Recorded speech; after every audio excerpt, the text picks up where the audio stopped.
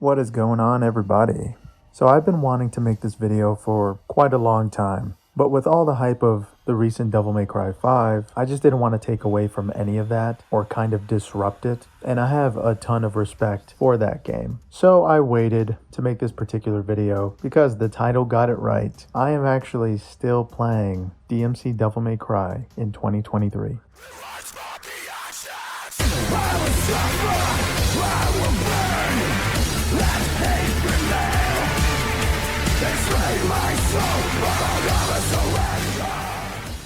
And I'm playing the PC port, not the special edition. I do love the special edition for the PS4, but there's something nostalgic to me about playing the original port, and also I don't have easy access to the PS4 port right now, but I did play the hell out of that version, pun intended. You can't tell me.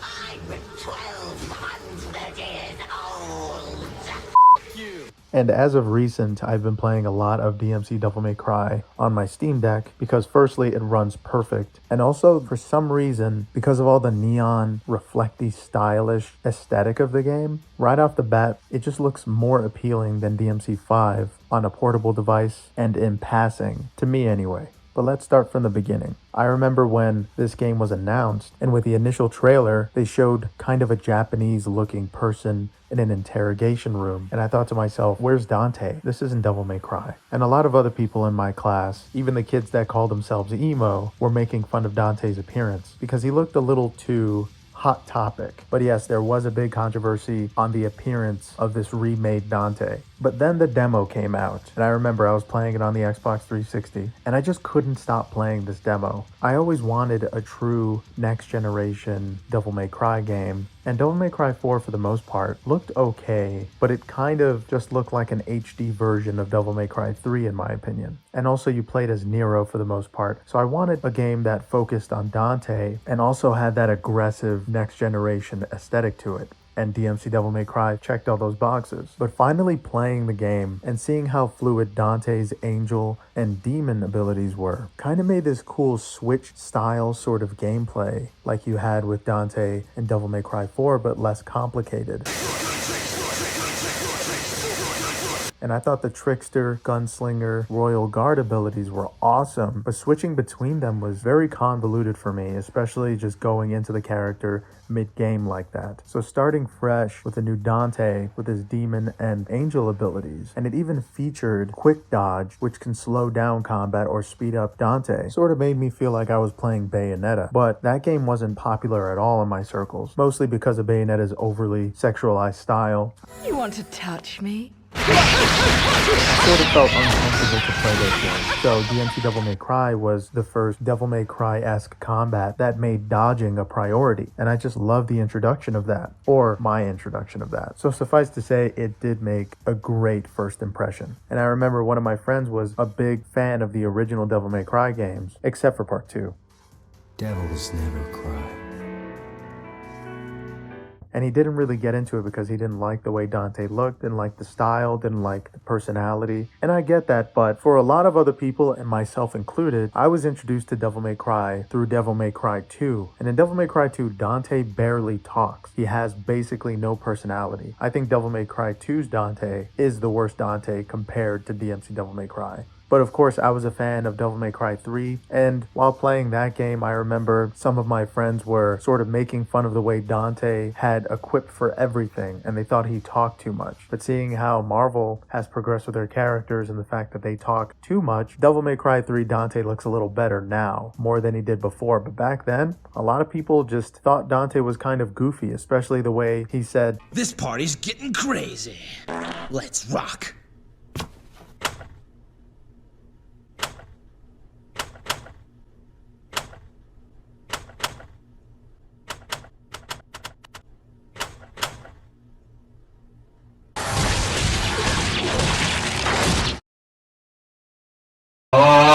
It was just way too ham-fisted, and it seemed like he was trying too hard to be cool. But a lot of people did like that Dante, myself included. But I sort of like a more cool-headed character, slightly more silent than that. If he has something to say, he'll say it at a good time and not just any time, like the original Dante said in Devil May Cry 3. I think personally the best Dante was the one from Devil May Cry 1, where he talked but not too much. So a lot of people just use nostalgia to get a rise off of people, but in actuality, when Devil May Cry 3 came out, yes, Dante was awesome and the game is just amazing, but I honestly thought there were a lot of times that Dante seemed very childish. But now looking back, he is an amazing character. When you look at him compared to other Dantes, I feel like DmC Devil May Cry Dante is still cool in a way, but a lot of people think he's sort of being, you know, an a-hole. And yes, because he doesn't care about the world. But that brings me to another point. Dante grows on you in this game. And not only does he grow on you, but he grows as a character by the end of the game. So yes, he is rough around the edges, and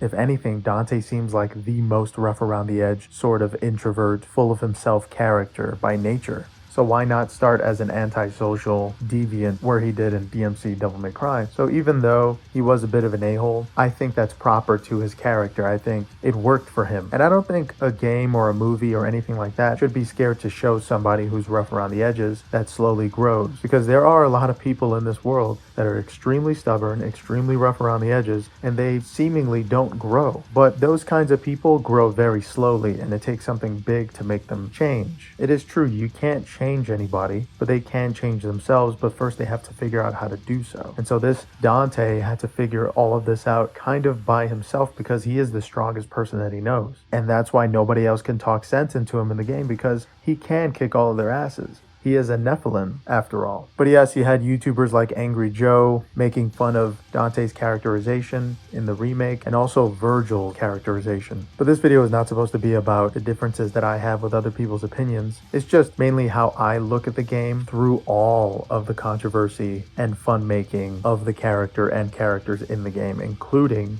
even the most docile character, which is Cat. But going back to the way everybody was sort of making fun of it and saying, this was emo, that's emo, Dante kind of just looked like an emo biker. He didn't really have one style or the other. He wore a red leather jacket with straight long dead white hair, which looks extremely emo. Or like a biker, since in Devil May Cry 2, he mainly rides a motorcycle. So in other words, Dante was obviously trying to look cool and stick out, which is basically what emo and goth kids used to do, unless they still do it. So I just don't understand making fun of him for being edgy when the original Dante was edgy as hell. Nothing really changed in that department. Dante's hairstyle was sort of like a mohawk, which, let's be real, if you could do it, you would probably get a mohawk. And it didn't look bad on him. I thought the mohawk was fine. But the main criticism was the fact that Dante had black hair. I mean, maybe with a little patience you would find out that by the end of the game he gets white hair, because he's slowly growing into his demon powers, which apparently gives you white hair as if you're transforming to a Super Saiyan. Did I like that demon form? No, because he basically just makes the world red and white, and he gets white hair, makes everybody float. In the original one, the demon form didn't work for me at all. But in the special edition, the demon form was more adjusted, and so none of the enemies just floated in the air while you try to catch them and beat them up with these zero-G abilities. So yes, playing the original unfortunately does come with that demon ability that makes everybody float up in the air, but I only use it when I absolutely need it. So with that criticism of the demon form, yes, I do think that the original DmC Devil May Cry's demon form was very weird, to say the least. But regardless of that,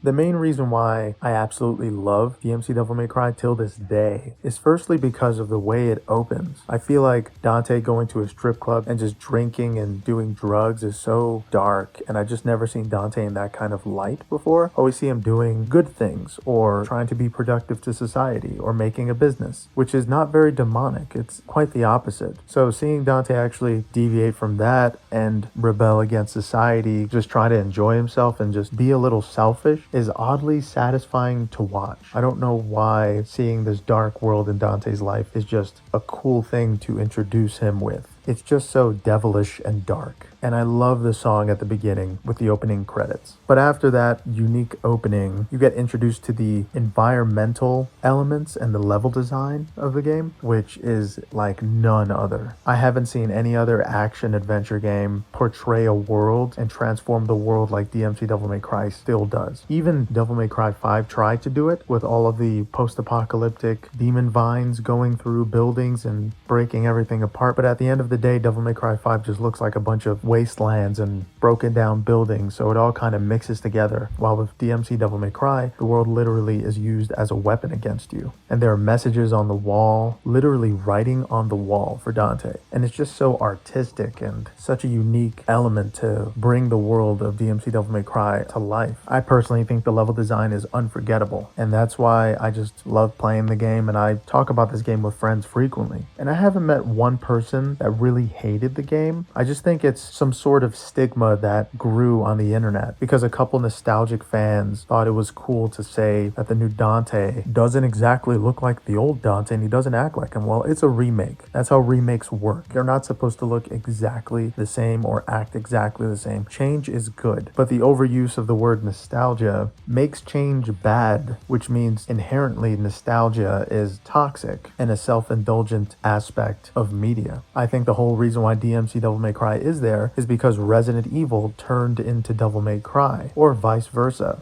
Devil May Cry literally happened because of change, and sudden change at that. So if you're telling me you have to be nostalgic towards something that was supposed to be something else, I just don't get you. I accept that Dante has never really actually been a complete person. He was born from the concept of Leon Scott Kennedy from Resident Evil, so when seeing a remake that fully fleshes out the human side of Dante with a character like Cat, I think a character as simplified as Cat can be an important catalyst to somebody else's origin story as complicated as Dante is. Having a simple element and character like Cat makes him that much more unique and separates his character from Leon enough to make him feel like his own character. But not only that, out of any Devil May Cry game, even Devil May Cry 5, I think DMC Devil May Cry has some of the best boss battles in the entire series. Because let's face it, the first Devil May Cry's boss battles were very annoying and very difficult. It actually felt like I was playing Dark Souls sometimes because you could die so easily without some kind of holy water or constant vital star. Especially your first time playing. You have to really get used to it. But the game is extremely difficult from what I remember playing just last year. Especially that spider boss. Whenever I just think about the spider boss, if I'm about to play the game, I usually just stop when I think about that spider boss because he is so annoying. But with DMC Devil May Cry, whenever I think about the bosses, except for the last one, but a boss more like Bob Barbas, I just can't wait to get back into the game to re-experience that. Because not only are the bosses great, but what leads up to the bosses are unique as well, and it's a fine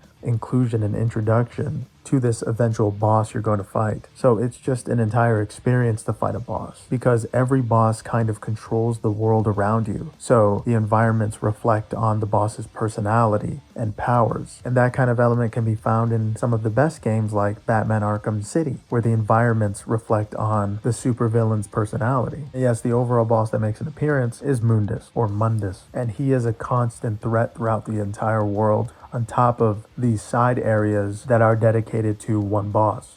But even though the original Devil May Cry Mundus boss was pretty badass in nature, at least by the end of DMC Devil May Cry, the Mundus boss didn't just turn into an arcade shooter. And that's really all I remember the first Mundus boss being like, just a mini game. I think that Devil May Cry 2's last boss is more memorable and unique than the first Devil May Cry's boss. If I were to say anything positive about Devil May Cry 2, first, it's the Sin Devil Trigger that they introduced, which made the Sin Devil Trigger in Devil May Cry 5 possible, and also the last boss was very awesome. And I remember just fighting this overpowered devil with my Sin Devil Trigger, and it just being like Clash of the Titans. So with DMC Devil May Cry's last boss not just being an arcade shooter, I still think it's an accomplishment and it is sort of memorable, but it falls into the trope that a lot of last bosses do with an overgrown, slow demon that tosses you from one area to another, which we've also seen in a lot of Sonic games. So that's not a good sign. But besides that fallback, something that I absolutely love and I just keep going back to, especially on the Steam Deck, is actual Virgil story DLC. And the quarrel between brothers that they portray in this DLC is palpable. I have never actually been on Virgil's side. I always thought that Virgil was just cool and honorable, but I've never actually saw it from Virgil's perspective, where, yes, I think the world should get destroyed. In DmC Devil May Cry, Virgil falls into that by the end of the game. And so I didn't side with him at all during the main game, but the DLC, it shows how much lesser Virgil feels compared to Dante, and the fact that he wants to get stronger, and the fact that he did wrong things. And all of those wrong things that he did just made him become full of pain. And seeing that struggle between Virgil and this sort of imaginary Dante, and the fact that he's mocking him and just truly showing Dante through Virgil's perspective, is something I never thought I would see in my life. Viewing Virgil as a character is always kind of an outsider looking into a situation vibe, but for the first time we get to see Virgil and his perspective in first person. And throughout the DLC, I kind of wanted Virgil to just at least beat Dante.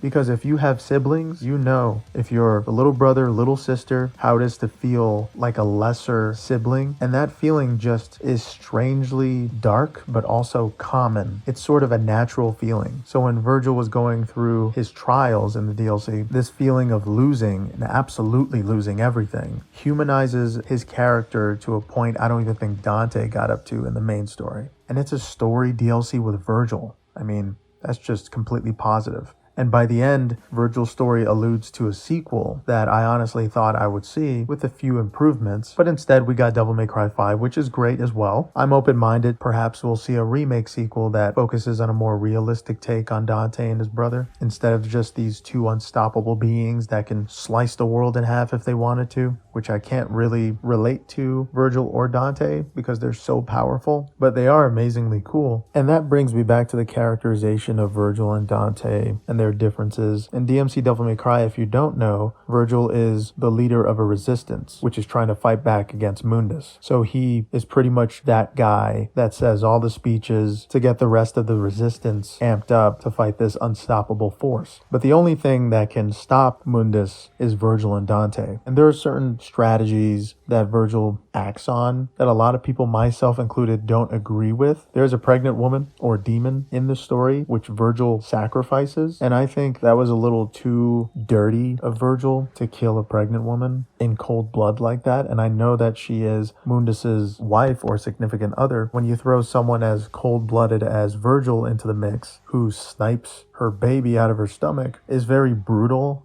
and sort of gross. And that doesn't fit the description of Virgil. So I do agree with that, but you have to realize that all of these characters are demons. They are literal demons that will do anything to win and to conquer. So the fact that Virgil made sort of this low-down, desperate attempt to destroy Mundus's offspring, it's sort of reminiscent to what countries do in war, where we take any chance at all to take advantage of the enemy, make them weaker, and then when the moment is right, take out the target. So I just think what Virgil was doing was strategic. And when you're portraying Devil May Cry in a realistic way, Virgil just doesn't pop in and slice everybody to ribbons and calls it a night. Because Mundus controls the world, he doesn't exactly have that option.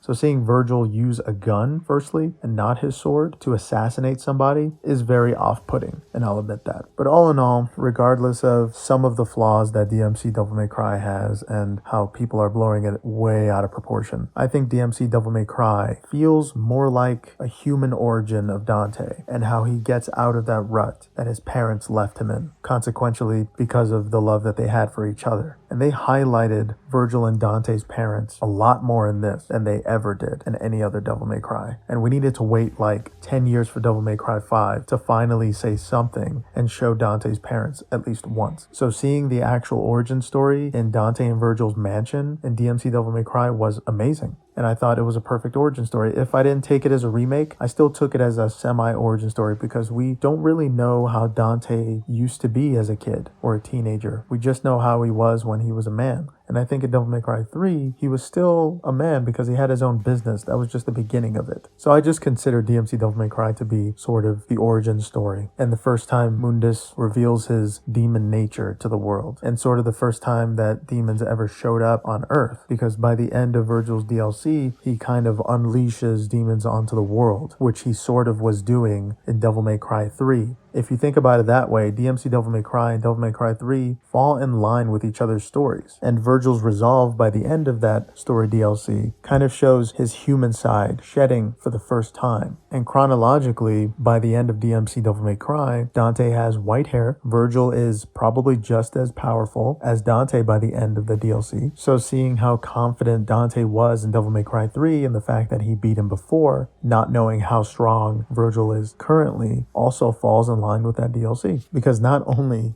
does Virgil win, but he wipes the floor with Dante in Devil May Cry 3 at first, because he has something that Dante doesn't, and that's his demon form, because he did shed his human side a lot more than Dante did at that point. And I think the main takeaway from Dante's character is the fact that he is able to hold on to his human attributes and personality, as well as get a lot stronger in order to protect the ones that he loves, which is very few and far between, but Dante is more human than Virgil. So yeah, I go back to DMC Devil May Cry every once in a while, just to re-experience Dante and Virgil's origin story, or the origin story I tell myself I'm watching anyway. Because if nobody said anything, I think people would just assume that DMC Devil May Cry is an origin story of the newer Devil May Cry 5. And seeing how Capcom took that realistic aesthetic and brought it to Devil May Cry 5 anyway, they both seem like a perfect mix, don't you think? And of course, I'm not here to persuade you to like DMC Devil May Cry. I'm just here to say why I still love it till this day, and I think if it truly is a remake and not an origin story, then they should make a part 2. I would love to play it, and I would love to see how far they can progress with those awesome boss battles and environmental level designs. The only thing I think DMC Devil May Cry needs to improve is maybe the combat system. Keep it the way it was in Special Edition, if not a little better, maybe a little more fast-paced. The enemy variation could be worked on a bit, but there were a lot of awesome enemies as well in the game. Besides the boss battles, I remember zipping around and fighting this sort of ninja-like samurai demon. Everything about the game besides certain small points is just almost flawless. The introduction of bosses, some of the introductions of characters, it just cranks up to 11 by the end.